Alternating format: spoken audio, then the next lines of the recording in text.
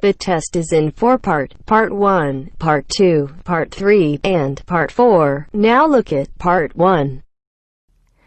You will hear a man and a woman talking about daycare for their children. Before you listen again, you have 30 seconds to read questions 1 to 5.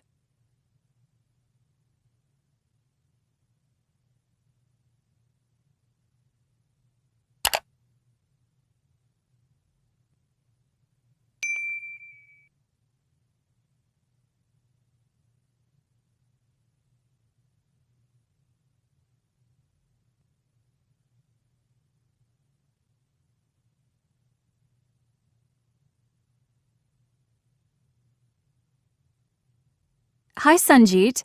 How are you? Pretty well, Angela.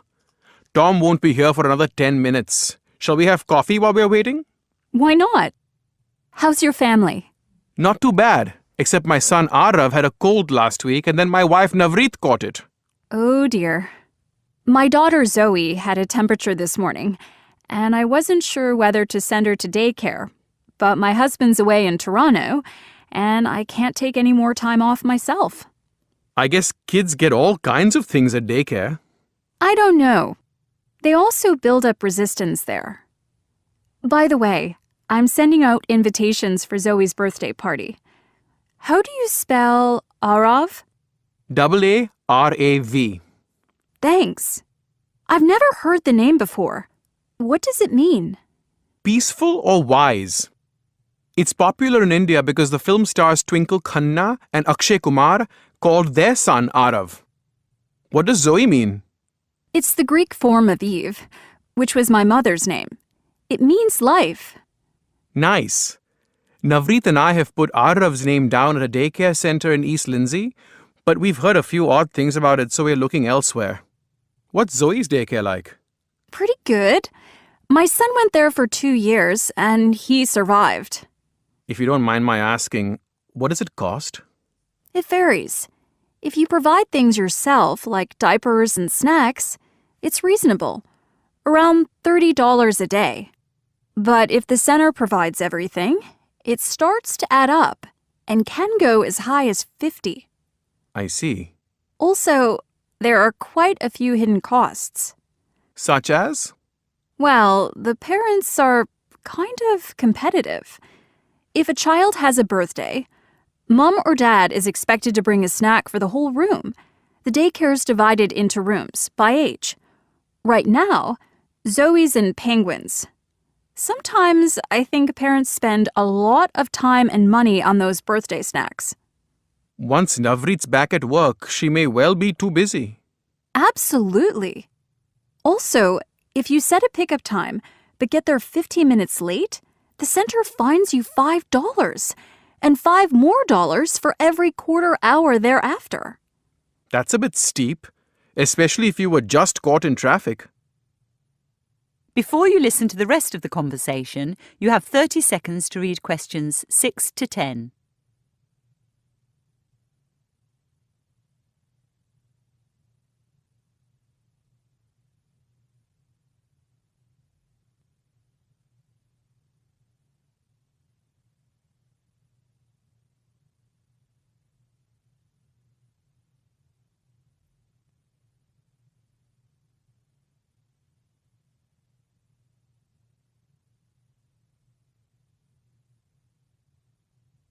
So, tell me about the center in East Lindsey.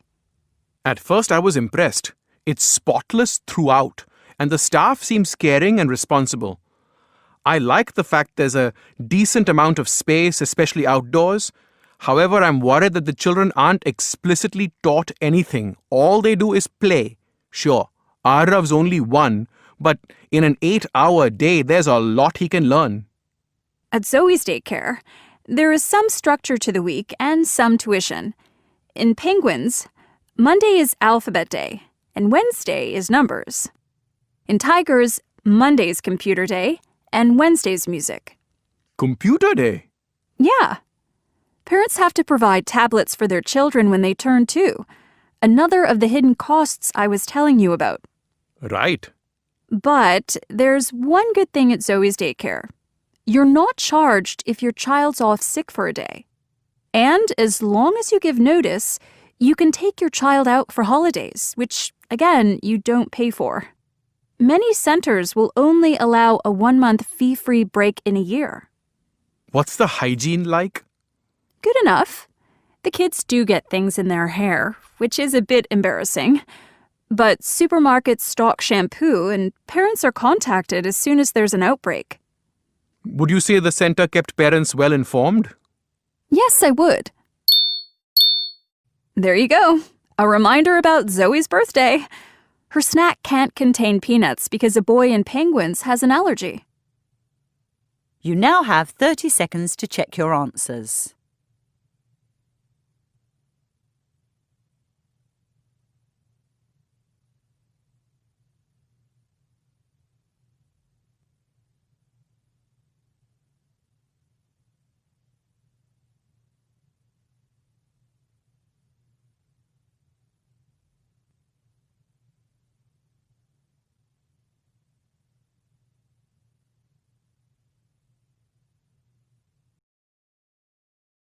Now turns to part 2. A very small house. You will hear a woman being interviewed on the radio about living in a very small house. Before you listen, you have 30 seconds to read questions 11 to 15.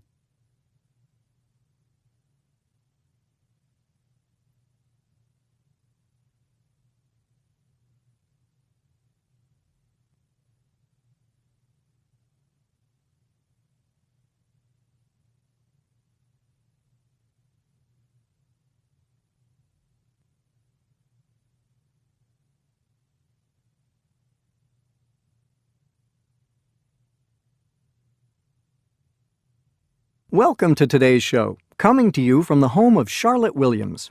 Good morning, Charlotte. Morning, Simon. Thanks for letting us into your home, which I believe has been inundated with guests recently.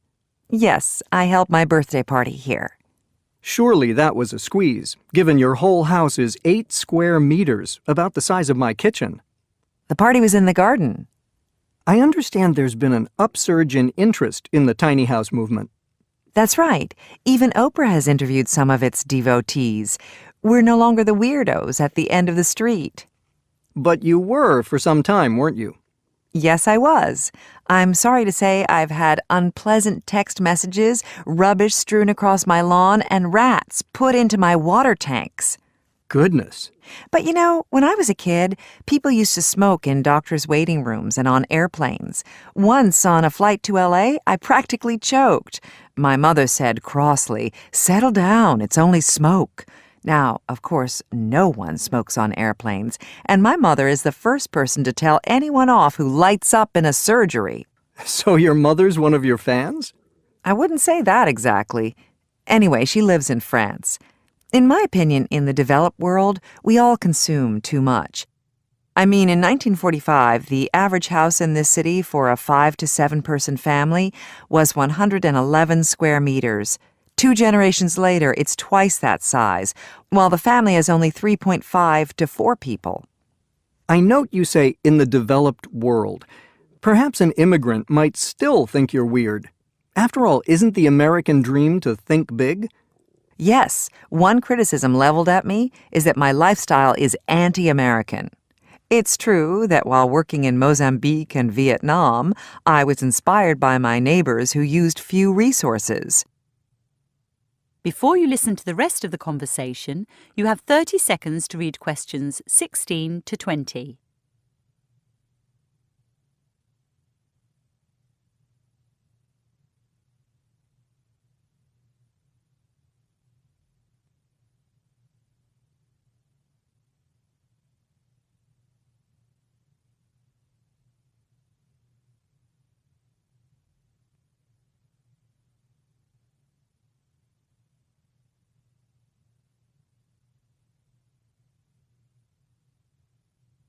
In Mozambique, people use far less water and electricity than here.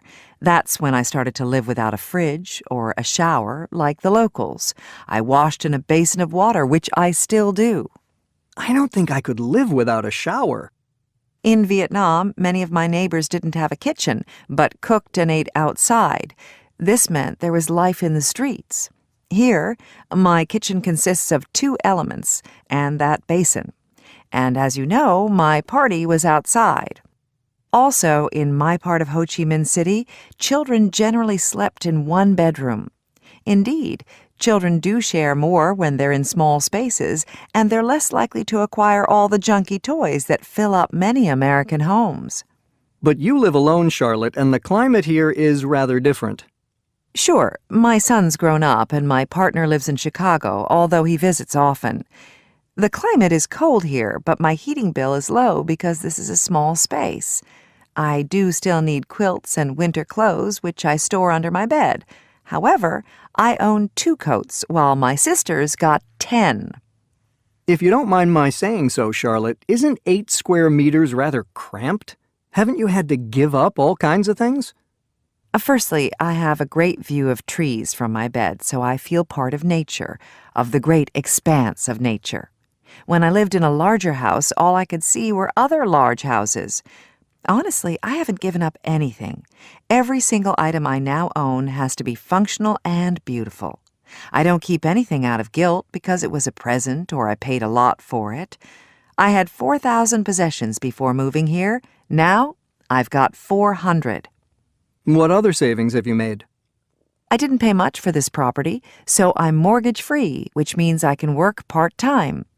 Without a doubt, the greatest saving I've made is of time. I clean my house for 1 hour a week. In the past, I was a slave to chores and maintenance. Most people think I live in a tiny house out of poverty or fanaticism, when really it's through choice. I'm just getting on with life. You now have 30 seconds to check your answers.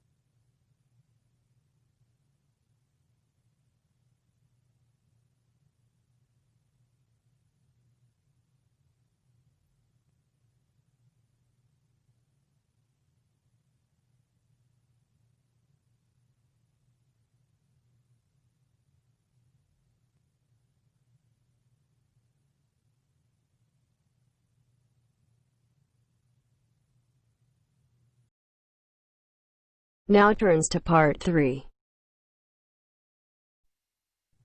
You will hear 2 students discussing an assignment they are doing on business plans.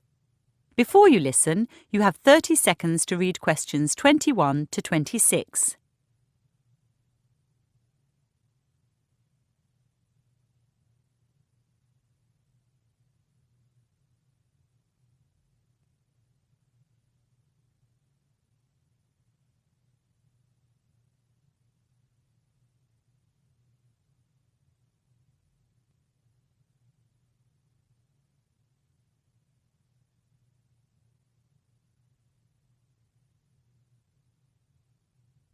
I don't know, Luca. 800 words don't seem like many to me. Except I've only written 450. Why don't you talk through what you've got? And I can suggest where you might add some in? I can show you my essay, if you like, on my computer. Telling me about it may be better. It will help you clarify what you have, and you'll probably notice what's missing as you speak. So what is a business plan? Something that projects ahead for at least 3 years. Something? Well, in essence, it's, An analysis of the current situation a business finds itself in, and a projection of its growth. right. And what else? Basically, I suppose... What about the standards a business plan creates? Oh, yeah. The plan creates standards and it discusses viability. Indeed. Who does it provide a tool for? Investors. I mean, potential investors. Let me turn on my computer to type that in.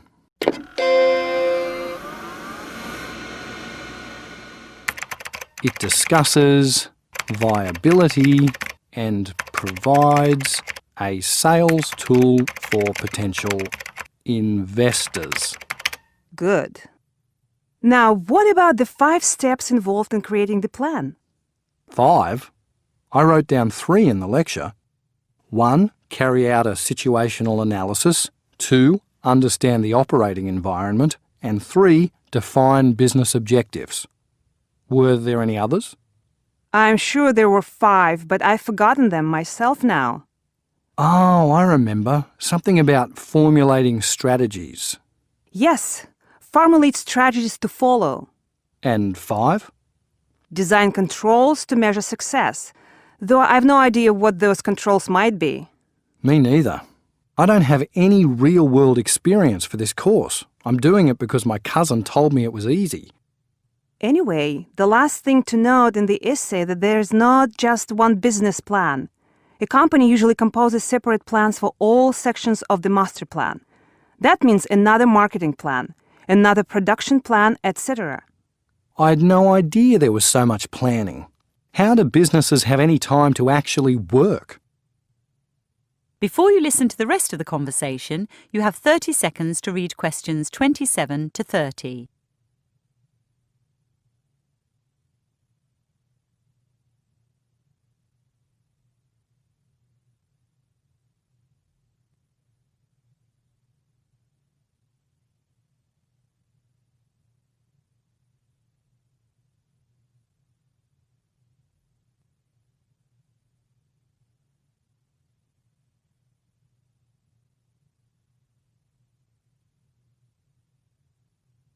Let's look at the short answers now.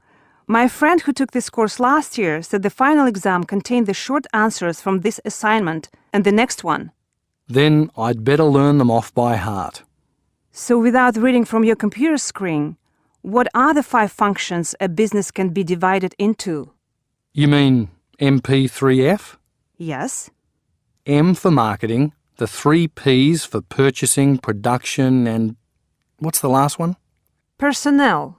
Right, personnel. And F for finance. Good. I see you've remembered that the business profile and appendices open and close the plan. But I think your definition of appendices is a bit vague. What's wrong with end notes? Certainly, appendices are found at the end of the plan, but the phrase supporting documents might describe them more clearly. Okay, I'll write that down. Supporting documents. The key here is that there is support for every section of the plan because an investor wants to see a strong case presented for your business, to know you are not just making assertions. Right. The first few components of your business profile look fine.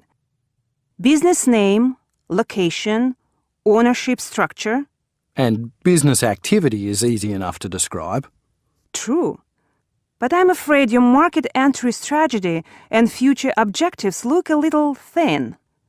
The thing is, Natasha, I don't understand what a market entry strategy is, and future objectives seem equally nebulous. I know what you mean. I see you've mentioned legal requirements in the business profile. Don't you remember, the lecturer said that in today's environment of tight regulation, without this section in the plan, the whole business could end up being an expensive failure? Oh, help. I forgot about legal requirements in my profile. Thanks for reminding me. I'm sorry, Luca. I'll have to go. Let's meet again after the tutorial. You now have 30 seconds to check your answers.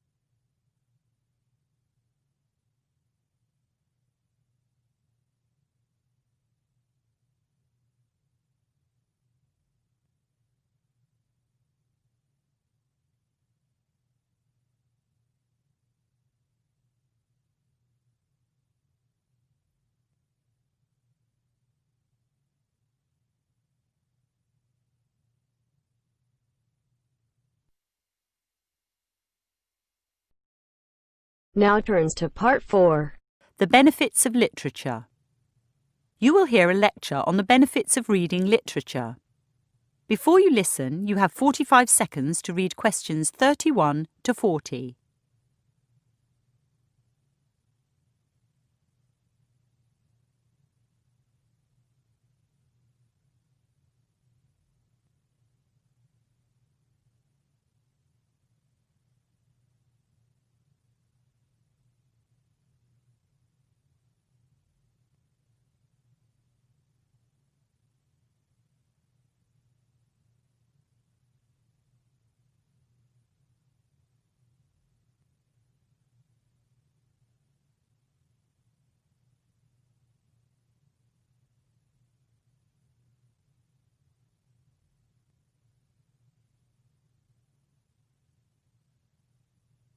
Last week, my 16-year-old neighbour asked me to look over her essay on the value of reading.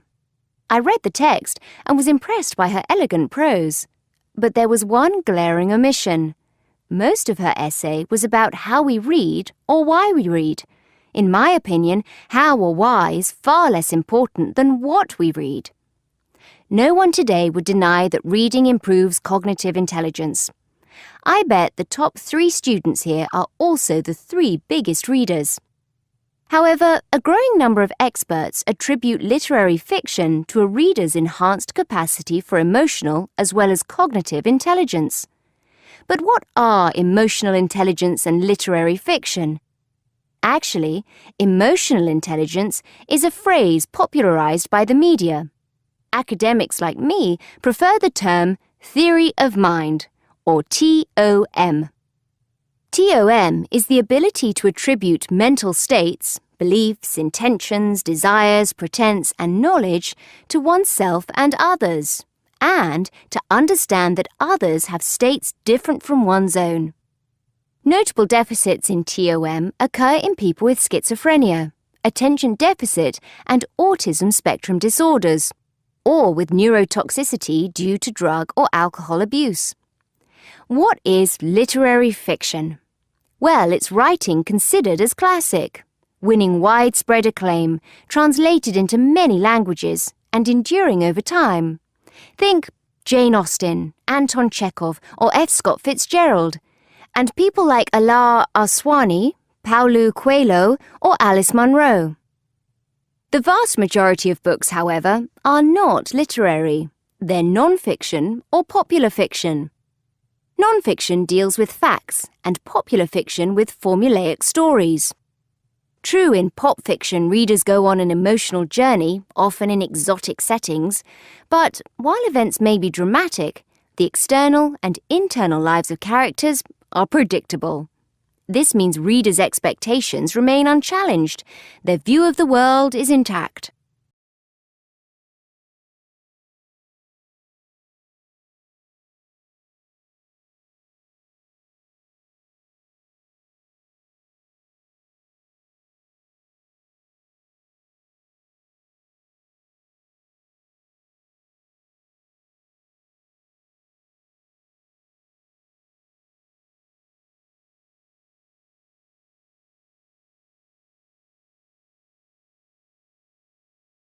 By contrast, literary fiction focuses on the psychological states of characters and on their complex interpersonal relationships. Some writers adopt a technique called stream of consciousness, in which they minutely describe what is occurring in a character's head. Others only allude to a character's state of mind. In the first instance, readers may be exposed to ways of perceiving the world quite different from their own. In the second, their need to interpret intentions or motivations expands their emotional problem-solving capacity. So, despite being set in the real, often humdrum world, literary works defy expectations by challenging prejudices and undermining stereotypes. 5 experiments by the New York academics David Kidd and Emanuele Castano have confirmed this. They invited hundreds of online participants to read extracts from non-fiction, popular fiction, or literary fiction, or not to read anything at all. On cognitive and emotional tests, Kidd and Castano demonstrated that readers of literary fiction performed better compared to readers of other genres, or those who did not read. It's conceivable that including literary fiction in the daily routine of prisons, as well as in schools and universities, would bear fruit. It is already known that those in the correctional system who receive credits towards liberal arts college degrees survive better on release. Medicating children with autism or ADHD has been fashionable, but having them read literature may improve their conditions. There are some lesser benefits to reading literary fiction. Firstly, it encourages discipline and connectedness. Discipline because the language or style may be complex, and a length of time is needed to finish it. Connectedness because readers identify strongly with great characters. Think about a generation of children who read the 7 Harry Potter books, devoting around 40 hours to them. An equivalent amount of time spent watching a TV series would not generate an equivalent emotional response. Secondly, neuroscientists in 2013 discovered enhanced neural activity in subjects who read fine literature daily. Those who read just before falling asleep were more likely to waken soothed and focused, unlike TV viewers. So why aren't schools, universities and prisons insisting on more literary fiction? Why aren't sales of Nobel Prize winners soaring? Some say life is too demanding. Common Sense Media, a San Francisco-based non-profit organization, produced a report called Why Aren't Teens Reading? It showed that currently 27% of 17-year-olds read for pleasure almost every day, whereas in 1984, 31% did. 30 years ago, 9% of 17-year-olds said they seldom or never read for pleasure. By 2014, those figures had tripled to 27%. Many respondents attribute this change to needing time for other life skills. But it is my argument that, as complexity increases, the young become more adept at dealing with it when they read literary fiction. So, did I suggest my neighbour redraft her essay? No. I gave her a copy of The Little Prince, a French classic from 1943, and asked her to pass it on to a friend when she'd finished. That is the end of the listening test.